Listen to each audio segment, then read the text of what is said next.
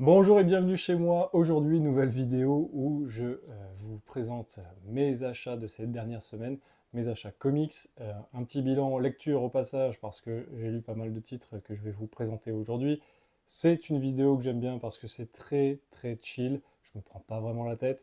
L'idée, c'est surtout de partager avec vous, d'échanger avec vous en commentaire par rapport à nos lectures respectives et communes, j'en suis sûr. Dans tous les cas, il y a au moins une quinzaine de titres, il y a de quoi faire. On est parti parce que j'ai craqué. C'est parti.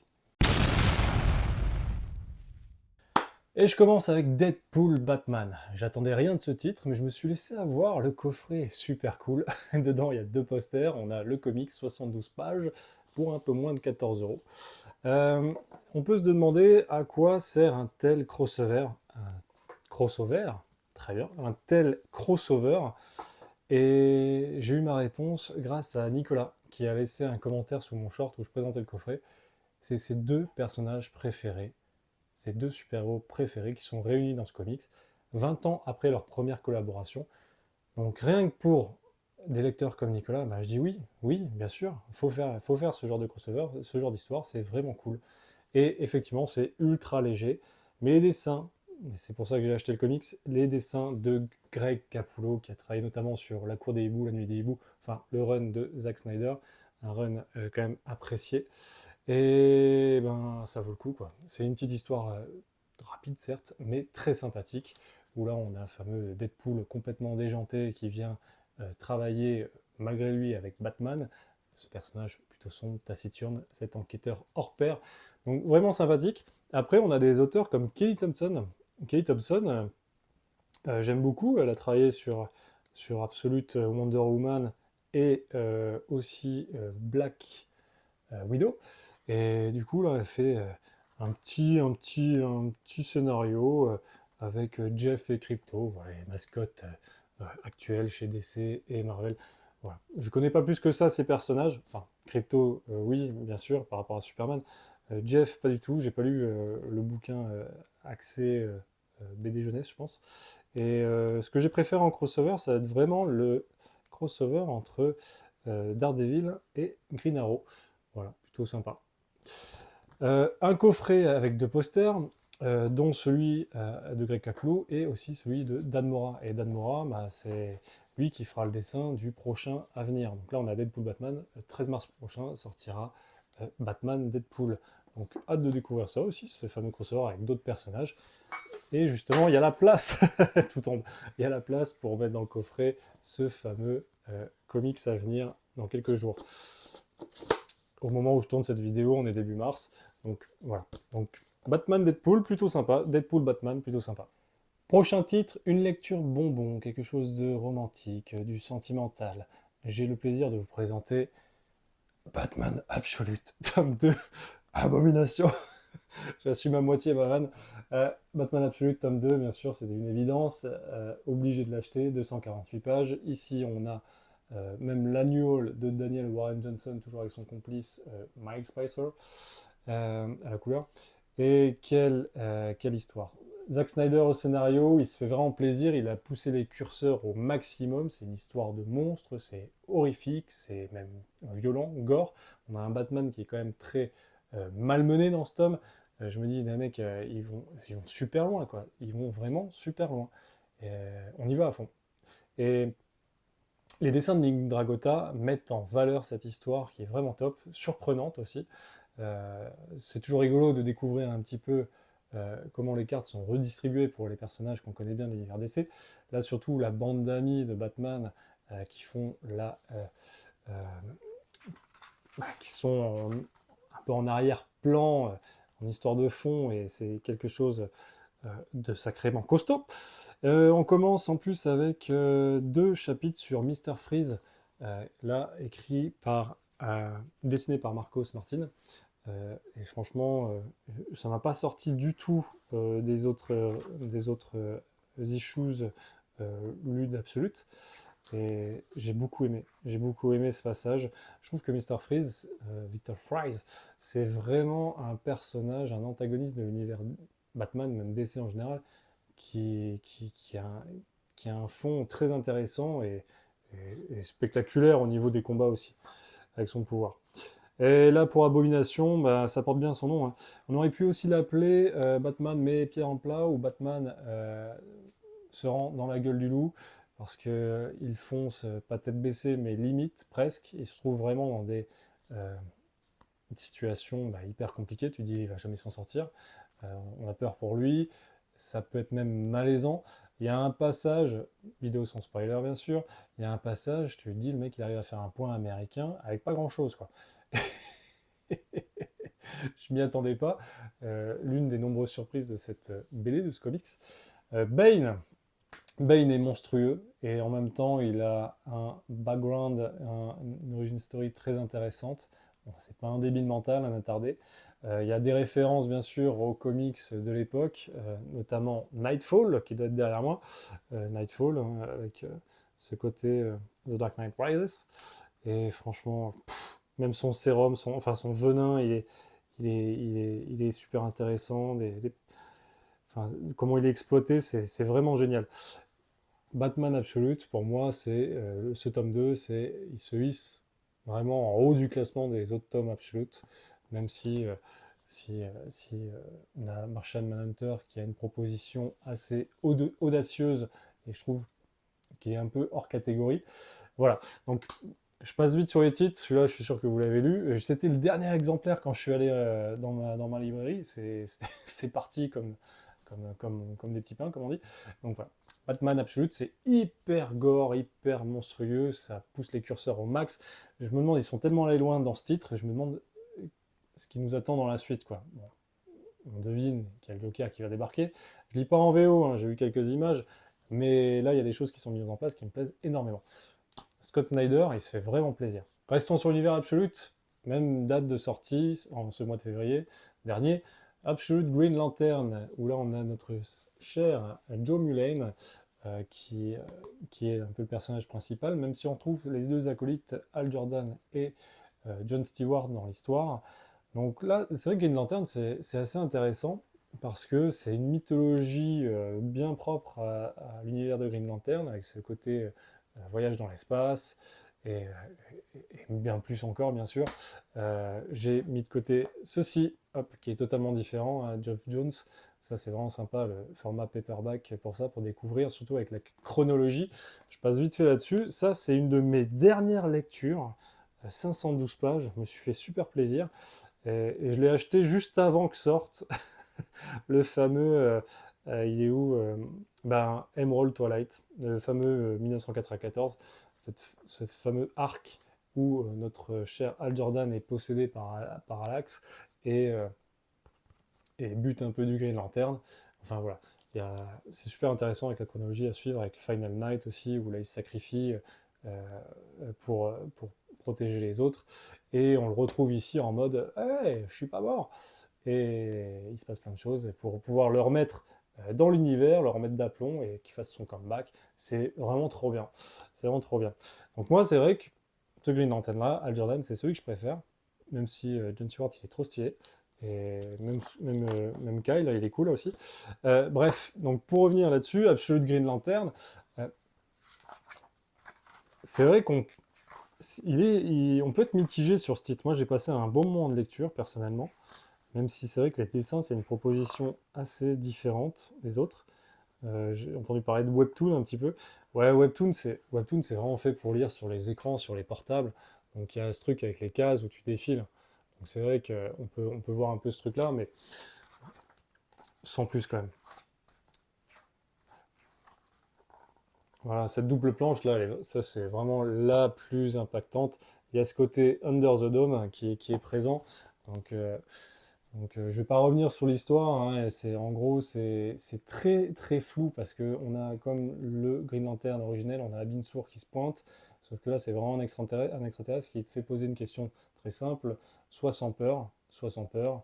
Donc en gros, il t'évalue et il te fait ton petit conseil de classe et bonne chance quoi. Voilà. Bon, je vais pas m'étaler sur cette histoire-là. Franchement, c'était une lecture agréable, mais je suis pas pressé d'avoir la suite, quoi. Voilà, j'ai passé un bon moment, mais voilà, quoi. C'est assez. C'est assez mystérieux, on se demande quel est le but, on essaie de comprendre les différents pouvoirs aussi, parce qu'on a Hal Jordan qui possède une main noire et elle fait pas du bien autour d'elle, cette main noire. Donc bon, à la fin de ce tome, on a les explications, mais franchement, il faut que je relise parce que c'est pas très clair. Voilà, mais bon. Les dessins plutôt cool quand même, bon ça passe. Mais derrière Absolute Batman, eh ben, tu fais monter une russe quoi. Donc du coup, j'ai acheté ceci. Donc j'en ai parlé, ça c'est vraiment chouette. J'ai acheté ça il y a quelques semaines et j'ai tout lu. J'ai tout lu en une semaine. Et Geoff Jones et qui fait un super travail avec Green Lantern Renaissance. Rien à voir avec Rebirth. Les Rebirth, ça n'a strictement rien à voir. Là, c'est vraiment la renaissance de Green Lantern qui est même, on peut parler de résurrection un petit peu. La mort n'était que le début, bah oui, hein. La momie, la mort n'est que le commencement, c'est un peu ça, hein. Et 2004 déjà, hein. Enfin, et c'est vrai que je suis allé vers ce titre parce que 2004, enfin les années 2000 avec les comics, c'est plutôt chouette quoi, hein. Il y a de beaux dessins et il y a de chouettes histoires aussi, c'est vraiment top. Hop, je vais juste montrer une planche que j'aime bien. Hop là. Voilà, il y a la série Lanterne qui débarque, faites-nous ça, et puis c'est bon, tout le monde sera d'accord. Suivant. J'en ai parlé dans ma dernière vidéo, Batman Dark Patterns, l'affaire numéro 3. Donc là, on a, pour 80 pages, 3 issues, 3 chapitres, donc une nouvelle affaire. Au début, on retrouve un Batman qui est un peu fatigué des précédentes affaires. Donc ça, c'est chouette parce qu'on a le lien avec toutes ces affaires. La quatrième sera la dernière. J'en ai fait une vidéo que je vous invite à regarder. C'est la fameuse vidéo La trilogie du comics où je m'amuse dans ce cadre de vidéo à parler de 3 BD. Donc il y a Batman Dark Patterns, affaire numéro 3. Et on a Minor Arcana de Jeff Lemire au scénario, au dessin, à la couleur. J'ai adoré cette histoire, c'est une nouvelle série. On ne sait pas du tout quand est-ce qu'elle sera terminée. Donc là, on a Teresa qui est la fille d'une voyante, qu'elle considère un peu comme une charlatan, clairement. Sauf que par hasard, lors d'une petite séance euh, de divination, elle découvre qu'elle possède des pouvoirs. Et là, je vous en dis pas plus, je vous invite à regarder ma petite vidéo, c'est plutôt sympathique. Voilà. Donc je sais qu'à partir du 7e chapitre, 7e issues, il y a un changement de dessinateur, ce sera la dessinatrice italienne, je ne sais plus comment elle s'appelle, je le dis dans la vidéo, et c'est pas grave, pour 3 issues, et ça je le sais grâce à notre ami Nico de la chaîne Comics du mercredi, je vous invite à vous y rendre. On a un Français qui est en duplex, qui est en correspondance et qui est carrément infiltré aux États-Unis, en plein cœur du Kentucky. Grâce à lui, on a les comparaisons VO-VF, que ce soit les bouquins, le système monétaire, c'est super intéressant. Donc Nico, je te fais la bise, mon pote. Et voilà, donc Minor Arcana, pépite. Très très bon comics.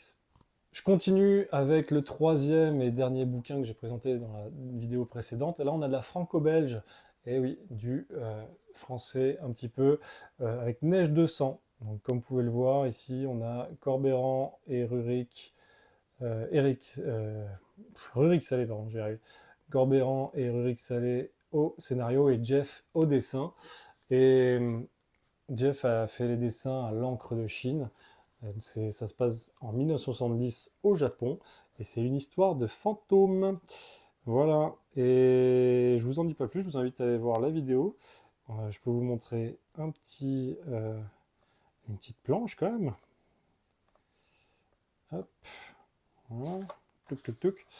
Ça se passe sur une semaine et on se retrouve dans un village japonais qui, au bout du 3e jour, après l'arrivée d'une espèce de tempête, eh ben, la nuit s'installe pour ne plus laisser le jour se lever. Franchement, je vous en parle dans la vidéo, mais j'ai adoré les dessins, j'ai beaucoup aimé la proposition. J'aime l'histoire qui va autour aussi de la création de cette BD.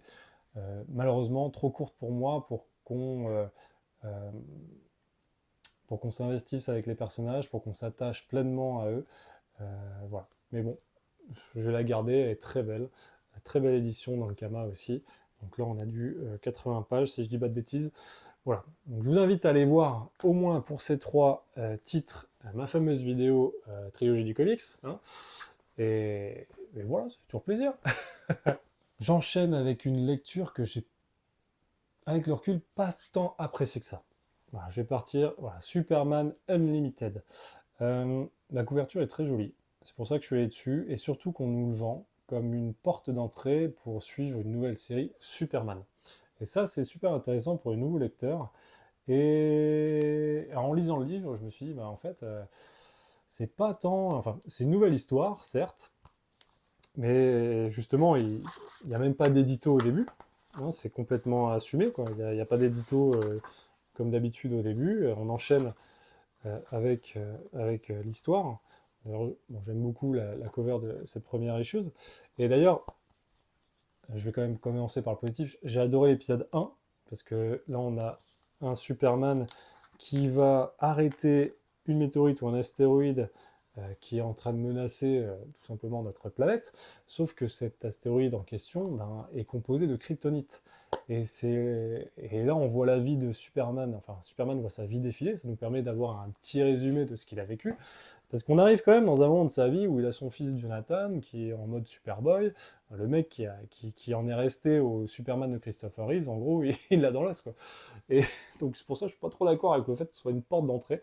Je trouve que, je trouve que c'est quand même pas forcément accessible pour un nouveau lecteur. Bon après, faut pas être bête quand même, c'est une nouvelle approche, un nouvel arc narratif, mais c'est vraiment en parallèle de Dark Prophecy et compagnie, quoi. Euh, Dès le premier épisode, on a un ton assez sérieux, assez dramatique, et, euh, et malheureusement, les autres épisodes, c'est assez inégal, et surtout l'épisode 5 qui se passe à Gotham, où j'ai vraiment pas accroché, je dois pas être le seul non plus, et moi je vais pas spoiler, je vais pas montrer, mais voilà, c'est beaucoup d'épisodes un peu inégaux, et il y a juste l'épisode 1 et l'épisode 6 que j'ai apprécié. L'épisode 6 est plutôt pas mal. Euh, L'aspect politique aussi, ouais, ça c'est une dinguerie ça. En fait, la kryptonite, il stoppe la météorite, mais il y a de la kryptonite qui atterrit sur Terre et elle devient un nouveau, enfin, une nouvelle matière première en gros. Et en 3 mois de temps, les mecs ils ont créé une nouvelle ville, une nouvelle technologie, de nouvelles armes. Donc Superman, il est euh, un peu dans un nouveau monde où le danger est permanent, quoi. Donc ça permet aussi de voir son courage et un peu le don de soi et le sacrifice dont il peut faire preuve en fait en combattant le mal et en essayant de protéger la population.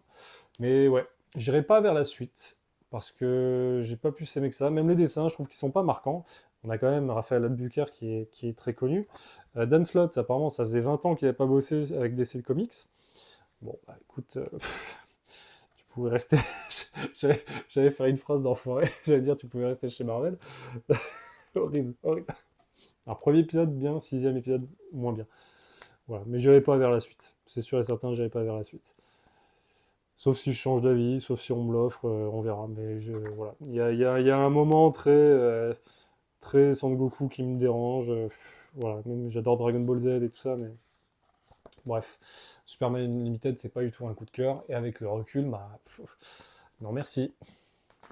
L'une de mes premières vidéos sur la chaîne parlait des Go-Go Power Rangers. Bah, je continue la série. Hein.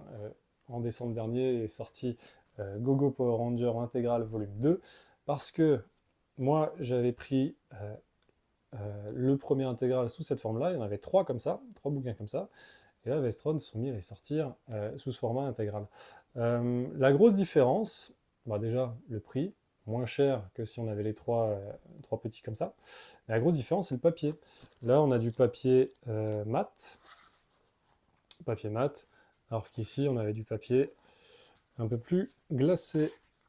Voilà, hop, voilà. Et ça, c'est une grosse différence, mais bon, ça joue sur le prix. Est-ce que ça va gâcher l'expérience de lecture? Non. Mais bon, je suis content, les Power Rangers, c'est vraiment cool. Et Gogo Power Rangers, c'est vraiment chouette. Les 3 premiers comme ça, les 3 premiers tomes, c'était dessiné par Dan Mora en plus, franchement, les dessins sont top, quoi. J'adore.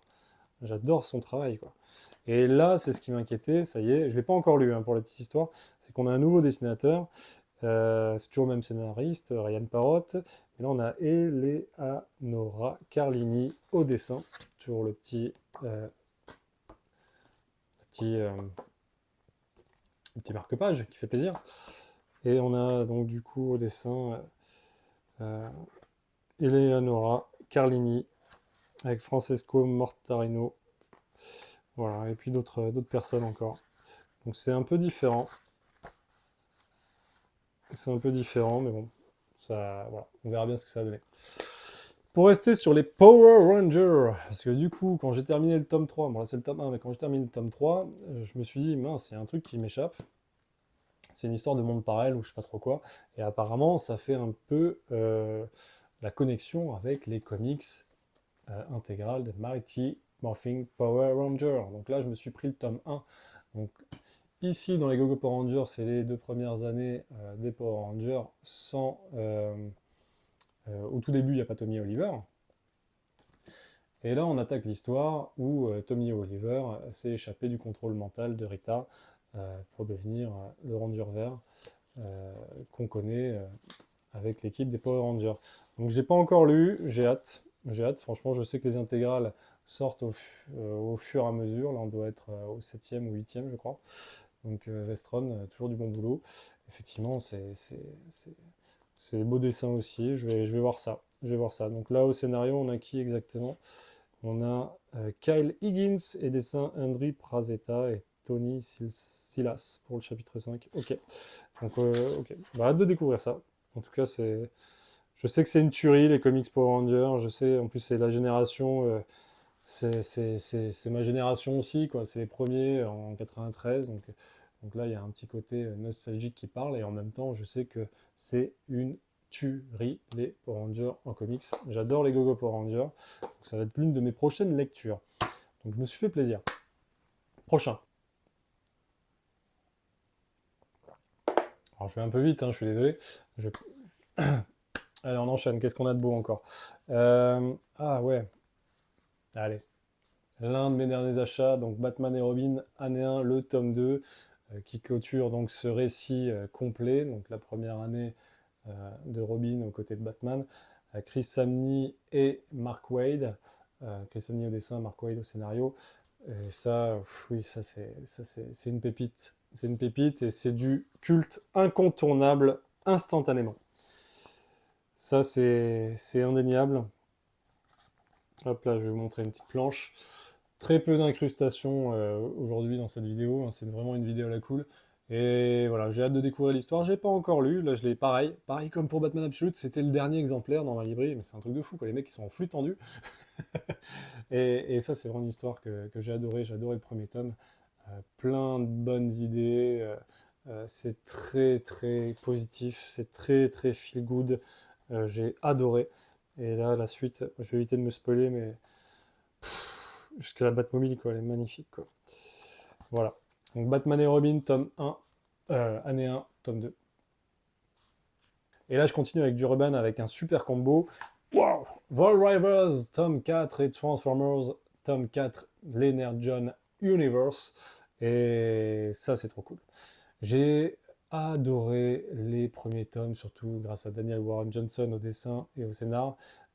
Franchement, c'est un truc qu'on peut reprocher aux Transformers, c'est effectivement que ça peut être un peu fouillis, on ne reconnaît pas forcément les robots, il faut être assez concentré, voir les noms, etc. Essayer de voir un peu leurs particularités. Mais c'est vraiment trop cool à lire. C'est du blockbuster, c'est plutôt sympa. Void Rivers. Alors j'ai lu que les 2 premiers. J'ai le 3 parce que je voulais m'enchaîner le 3 et le 4. Je voulais me faire un petit kiff. Je sais que les G.I. Joe tome 2 vont sortir bientôt. Donc voilà, un petit achat qui fait plaisir. Je suis cette série au fil de l'eau. Dès que ça sort, j'achète. Et voilà, je passe un bon moment avec ces personnages, avec cet univers chapeauté par notre ami Robert Kirkman, Invincible, Walking Dead. Donc on y va, on y va. Et je suis très curieux de voir ce que ça va donner, très curieux de voir un peu les rencontres et comment ça va s'imbriquer tout cet univers. Enfin voilà quoi, un classique. Et en parlant d'univers qui s'imbrique, voilà, comme quoi il y a presque une logique dans cette vidéo, j'ai acheté le fameux tome 9 de l'Ultimate Universe. Donc là, on continue sur notre lancée avec Hickman, Keketo et Pichmoko et compagnie. Donc là, on a dedans un album avec Ultimate Spider-Man. Il y en a un seul épisode, on va pas avancer tant que ça les gars. Ultimate Wolverine, un seul épisode. Ultimate X-Men, un seul épisode. Ultimate Black Panther, il y a 2 épisodes. Et deux épisodes après de Ultimates. Voilà, tout ça, ça date un petit peu de 2024-2025 pour le Wolverine.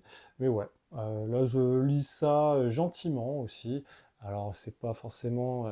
Je vais aller jusqu'au bout. Parce que quand je commence quelque chose, je vais à fond, je vais jusqu'au bout, même si malheureusement... Enfin, je dis ça alors que Superman Unlimited, je vais pas aller sur la suite parce que franchement, j'aime bien quand il y a quand même quelque chose, une ligne, une direction artistique homogène et, logique. Hein, que tu me fasses des épisodes irréguliers alors que tu m'as posé une base sur un ton et qui n'est pas forcément respecté par la suite, bah, moi ça me perd un peu. Bah là, je suis curieux de voir la suite, bien sûr. C'est vraiment le format kiosque, le bimensuel qui fait plaisir. Et, euh, et voilà, voilà quoi. Qu'est-ce qu'on a là de croustillant comme image? Tac, tac, tac, tac, tac, sans spoiler bien sûr, parce que là, je suis pas à jour du tout. Ouais, c'est beaucoup de tranches de vie, hein, Spider-Man Ultimate. Je vais montrer celle-là, tiens. Hop, Wolverine en mode soldat d'hiver. Voilà, en Ultimate Universe, tome 9. Je sais pas combien, jusqu'à quel tome ça va aller. On verra. Prochain. Allez, restons sur du Marvel. Tout à l'heure, je parlais de Kelly Thompson un petit peu, avec Jeff et notre ami euh, Crypto, dans le fameux Deadpool Batman. Et donc là, Kelly Thompson, elle a travaillé sur Black Widow, et là, je suis trop content, parce que c'est une série qui est sortie en 2021 aux États-Unis. Je crois qu'il y a 15 épisodes, c'est ça, épisode 1 à 15, et c'est 2020 même. Euh, Eisner en plus, Award 2021 de la nouvelle meilleure série. Et là, Kelly Thompson, j'avoue que j'ai adoré son travail sur Absolute Wonder Woman. Et quand je vois qu'elle a été récompensée, cette série, j'avais envie d'une lecture avec un personnage fort, un personnage féminin fort. Donc Black Widow, qui est vraiment Black Widow, Thompson, Casagrande et Della Torre. Donc là, on a une couverture bon, assez sexy, voilà, hein, un peu années 90-2000. Et à l'intérieur, je sais que c'est totalement différent. Il suffit de tourner la première page. Voilà. Donc là, on va partir sur une histoire complète, un récit complet. Et franchement, c'est ce que j'aime aussi. J'adore ça. Pff, ça, c'est beau, ça. J'a- Je suis très fan des récits complets. J'aime quand il y a un début, un milieu, une fin. Euh, Après, Absolute Batman, honnêtement, si ça continue comme ça, aucun problème, vous arrêtez pas les gars. Bon, il y aura une fin, parce que c'est aussi la beauté des histoires, c'est qu'elles se terminent. Et espérons qu'elles se terminent bien d'ailleurs. Et là, j'ai pas encore lu, donc j'ai hâte de découvrir cette histoire de Kelly Thompson. Clint Barton, hein, qui regarde la téloche, un reportage, et il tombe devant l'écran sur Natasha Romanoff. Donc, il entreprend des recherches et découvre que l'ancienne Black Widow a mis fin à sa carrière de super espionne pour fonder une famille. Mais cette vie en apparence paisible reste celle d'obscurs secrets. Donc c'est hyper intriguant. Tu te dis pourquoi elle a cette vie de famille. On verra ça. Donc trop cool. Trop cool. Hop là. Les images. Meilleure nouvelle série, Eisner Award 2021. Hop. Bon, j'ai de la lecture, hein, c'est cool. Hein. Je termine avec 2 œuvres que j'ai lues. Je vais. J'en ai une que j'ai lue hier soir. Hop, il s'agit de Freddy l'arrangeur. Alors moi je regardais le titre original hein, parce qu'il est fixeur, notre cher Freddy. C'est une histoire qui... Enfin déjà parlons de l'édition. C'est du Delcourt et ils ont édité ça en format franco-belge, BD classique, il y a environ 48 pages je pense, comme les BD classiques. Je vérifie.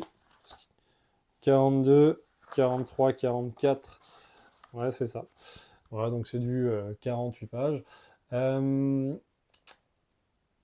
rapide, rapide, et j'ai pas forcément plus adhéré que ça. Je suis allé vers le titre, je flânais en librairie et là je vois Garcenis, je vois notre ami Mike Perkins qui a travaillé, c'est pas pour rien que je l'ai mis, sur Batman First Night que j'avais adoré et franchement son dessin euh, était vraiment, c'était une logique imparable dans le choix de dessinateur pour l'histoire. Et là, je le retrouve ici.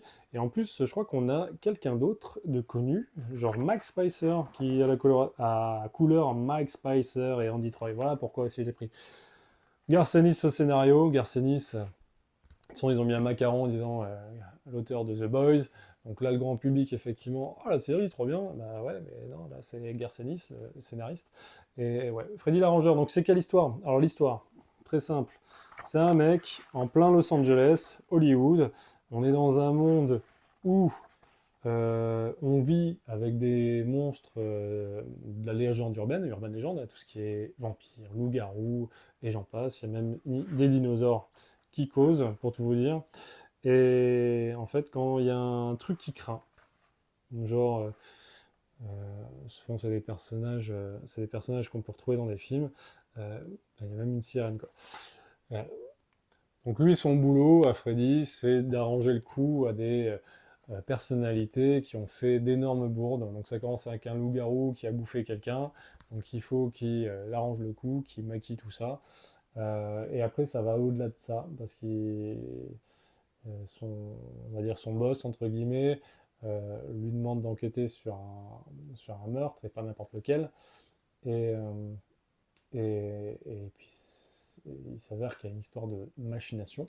Donc on avance avec lui, on découvre ce monde en même temps. Mais là, 48 pages, c'est trop court. C'est trop court, on suit ça, il y a des beaux dessins, il y a des moments un peu bizarres. Après, c'est du Garcenis, donc il y a un peu de, c'est cru, il y a de l'humour, mais c'est loin d'être son meilleur. Surtout que je viens de lire l'intégralité de l'omnibus, du premier omnibus du Punisher, sorti début des années 2000. Et ouais, derrière ça, compliqué, compliqué. Derrière Punisher, Garcenis, hyper compliqué de lire Freddy le fixeur, enfin l'arrangeur en VF. Voilà, et puis un format BD, sûrement pour attirer le grand public, qui, bah ouais, voilà. Il m'arrive aussi d'avoir des lectures déceptives. J'ai beau y chercher des trucs sympas, bah en fait, ouais, le dessin, les petites vannes et tout, mais sans plus. Oubliable, malheureusement.